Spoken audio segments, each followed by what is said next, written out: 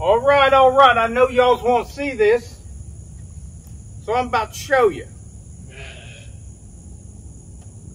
What we got here, this is the Direwolf. Now, the Direwolf has not been ported and polished yet.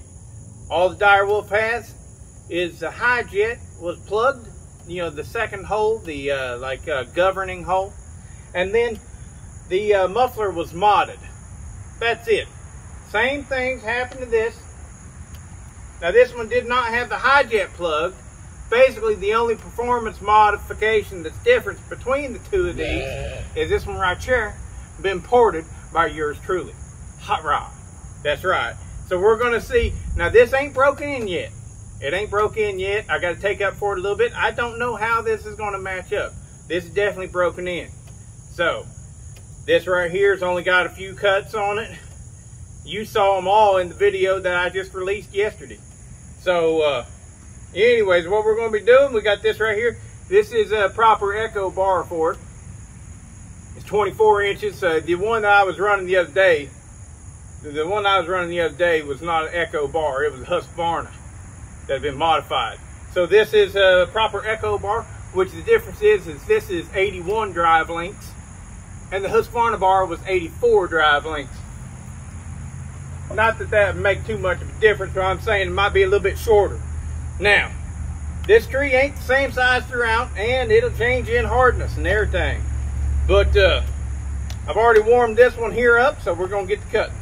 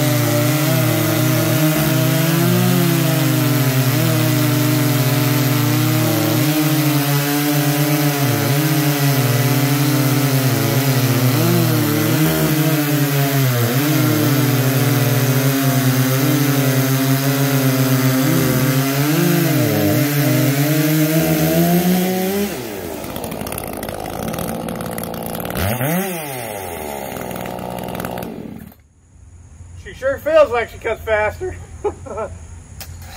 I mean, she sure feels like she cuts faster. We'll see what the video beholds. I'm going to slap on a 20-inch bar with a brand new Husqvarna C83 X-Cut chain, and I'm going to whack off.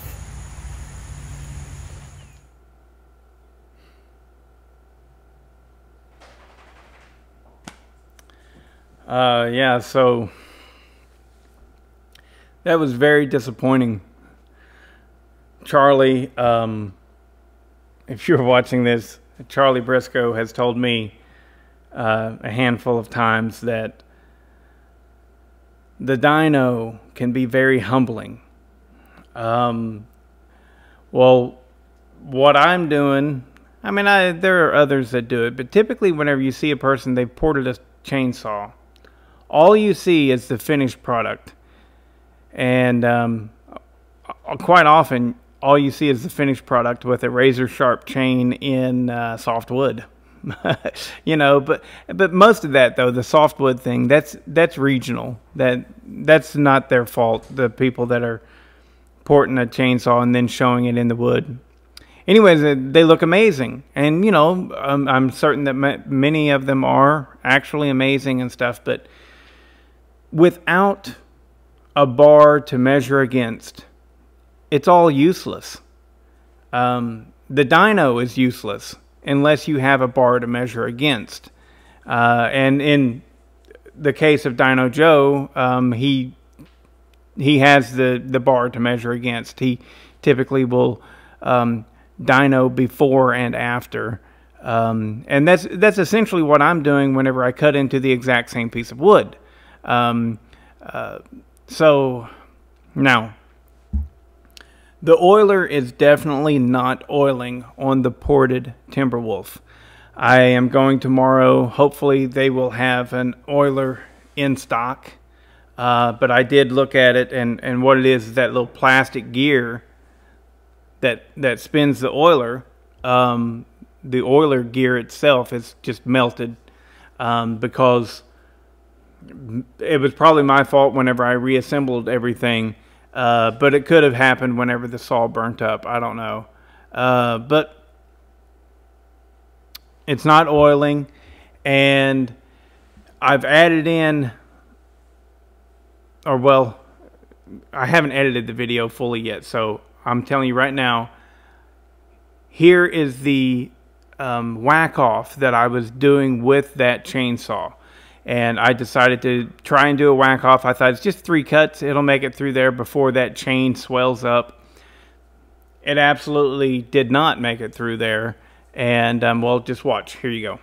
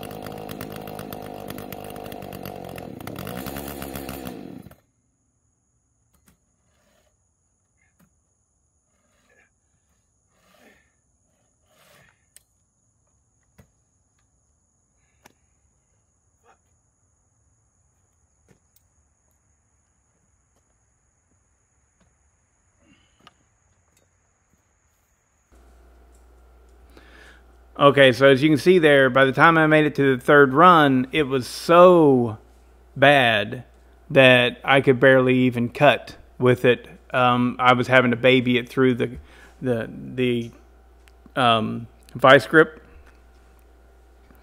So now here's the two things that I want to talk about. One, we didn't see the saw's full potential because the oiler was not working. All right. Two, even though we didn't see the full potential, we did see, what we did see was disappointing. And I know that others have had problems with the 590 porting it. I thought that I had knocked it out of the park. I was running good. It felt good to me. This is why it's so important to measure it against something. Was the ported version any better than the standard version? I don't think so. Which is so humbling and so disappointing. Honestly, I don't know what went wrong. The port job is good. The port job is good. 24,000 squish. 78 degrees on the intake floor. It's like perfect. That's perfect. You know? It's just perfect. Didn't touch the lowers much at all. The exhaust opened at 103, 104. The transfers, I believe, I'm going off memory here, but I believe the transfers opened at about 123. So you had like 20 degrees of blowdown.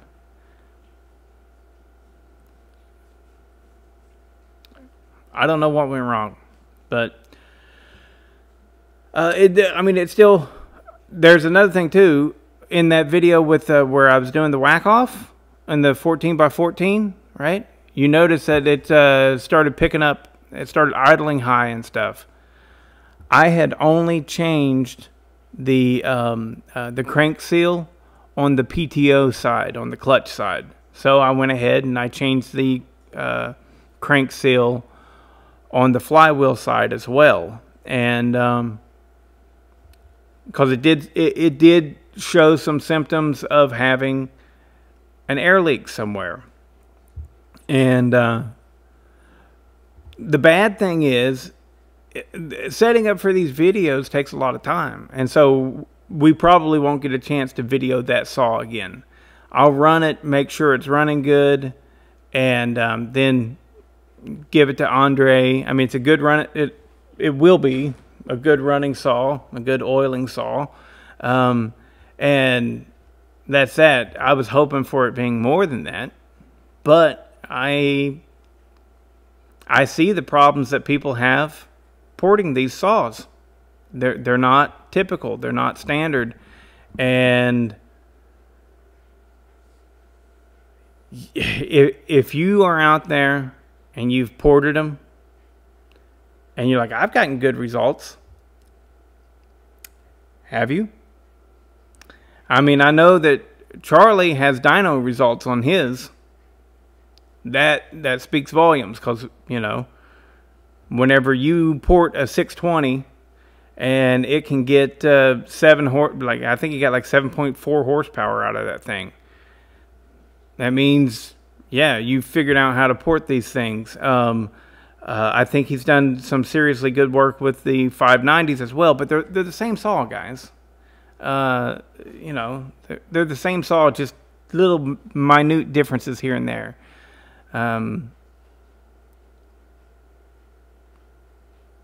But yeah, I mean, I saw some videos, and you know, I'm not going to mention anybody, but I saw some videos of people like, yeah, we finally figured out some good numbers for the 590, and you see the saw cutting in the wood, and it looks like a stock saw does with a muffler mod. And so, yeah, it pains me to even do this video. Really does. But those numbers are good numbers. And I kept it really basic, man. I didn't hog anything out because I know that's the first place that everyone would go to. Oh, you lost your velocity. I get that, you know. I didn't do that. So, yeah, it doesn't make sense to me. Doesn't make sense to me why this chainsaw is so difficult to port well. Anyways, please, keyboard warriors, go to war. Tell me what I did wrong. I mean, until you've done it and tested it properly, like what you just saw, you don't know what you're talking about. Okay? So, I mean, I thought for certain, it felt so strong to me. It felt so strong. But, as you just saw, I mean, yes, the oiler was a problem, and it probably slowed it down. But it didn't slow it down that much. And, damn, it just, right there, stock saw speeds, you know? Doesn't make any sense to me. Anyways, tell me what you think of the video. Later, guys.